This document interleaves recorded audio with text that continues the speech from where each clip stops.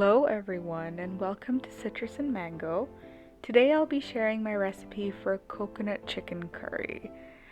This golden yellow creamy curry is one of my family's absolute favorite chicken dishes, and to be completely honest, one of my favorites as well.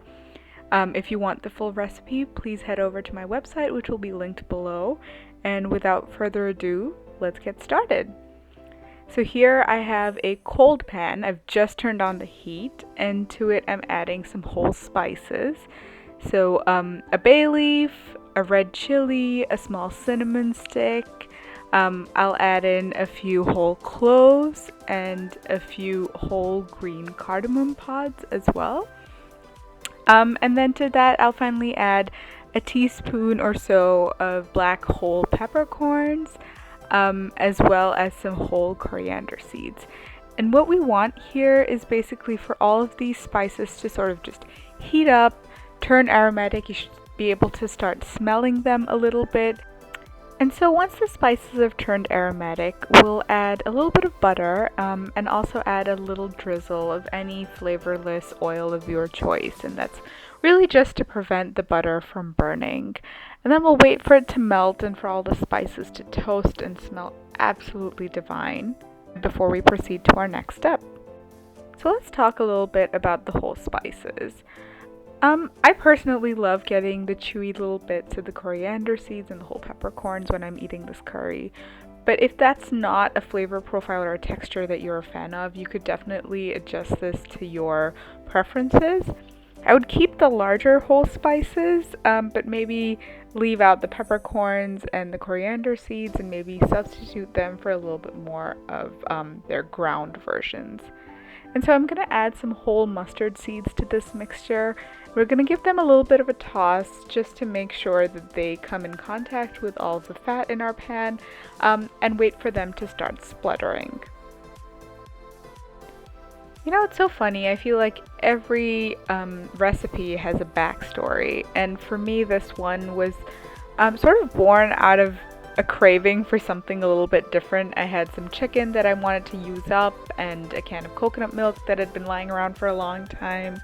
And I sort of put this together on a weeknight thinking, oh, I just want to try something that's totally different, totally out of my forte. So I'm going to add some whole green chilies here, as well as a few curry leaves, and I think these add a really nice aroma and really accentuate the South Indian flavors of this coconut chicken curry. I'm by no means saying that this is an authentic recipe, just sort of my take on it.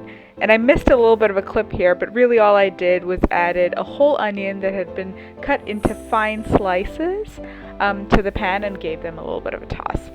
So back to the story. So this really came out of a weeknight meal, and what I absolutely loved about it was that that night when I called my husband for dinner, I had been nagging him. I'm like, you're taking too long, you're sitting at the computer. And he finally comes and he sits down and eats his curry, and he's like, oh my god, you should have told me how good this was earlier.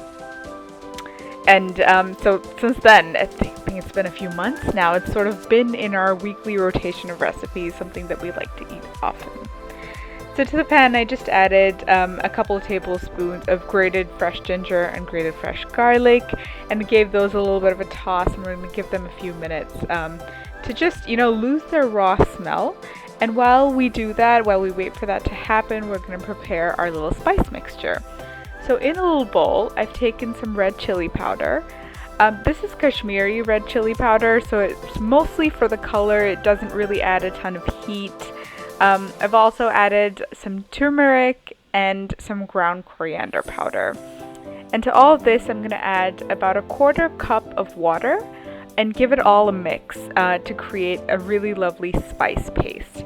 And the reason I do this is because I really like to be able to give the spices some liquid so that they have time and they awaken a little bit slowly rather than immediately hit a really hot pan and start to burn. I feel that this technique really works for this particular dish.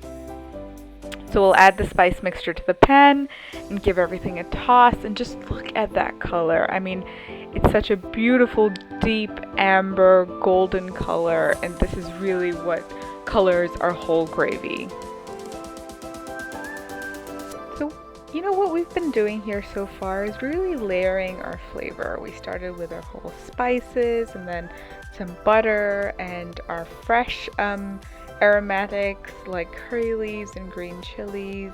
And then we had the whole mustard seeds, and then the onion and the ginger and garlic. And so all of this will eventually get balanced out by the liquid that we add to the curry, but this still does end up packing quite a punch and has a decent amount of heat to it. Now, if you're someone who really wants to enjoy the flavors of the curry, but you can't tolerate a lot of heat, or you just prefer it to be milder, I would start by leaving out the green chilies altogether, or adding in a half or one to start with. And so here I'd actually forgotten to add some asafoetida or hing, so I added it into the corner of the pan and then just gently mixed it in with the whole mixture. And then I added one large tomato that I'd finely sliced. And as soon as I add tomato, I usually add some salt. And the purpose of this is because salt helps the tomatoes and the onions really release their moisture and cook down quickly. And you'll see that that's what happens here. The onions and the tomatoes start releasing their liquid and they start to disintegrate and become mushy, and that's really what we're looking for here. So I'm just going to take a moment to talk a little bit about my channel. This is really a new venture for me. It's the first recipe that I'll be sharing. And cooking has really been a passion of mine for a very, very long time. I think this channel has been a long time coming. So if you do try my recipes or like them, please do share them with your friends and your family. Please also reach out to me on social media. All of my links will be below. And just say hi and let me know if you've recreated anything or if you just want to have a little chat. And so once you'll see that once the mixture becomes a mushy paste-ish sort of thing, that's when we'll move on to adding our chicken. And so for this, I've actually used chicken thighs. I think I've used about 4 chicken thighs here that I've just removed the skin, removed the bone, so boneless, skinless chicken thighs that I've just cut into sort of thin strips. And you can cut them into sort of whatever shape or size you want. Obviously the cooking time will vary a little bit with that. And I really tend to prefer chicken thighs here just because I think that we're going to cook this down for at least 10 more minutes, and I think they tend to hold up a little better and don't turn all tough and chewy when they've been heated for a very long time. If you want to use chicken breast, by all means, you could absolutely do so. I would probably add them about 5 minutes after this point, so kind of 5 minutes before you take your curry off the heat, just so that they can stay nice and tender. And so once we've added the chicken, I just like to give it a little toss and let it fry off for a few minutes just to get the spices all into the chicken and let them impart their flavor.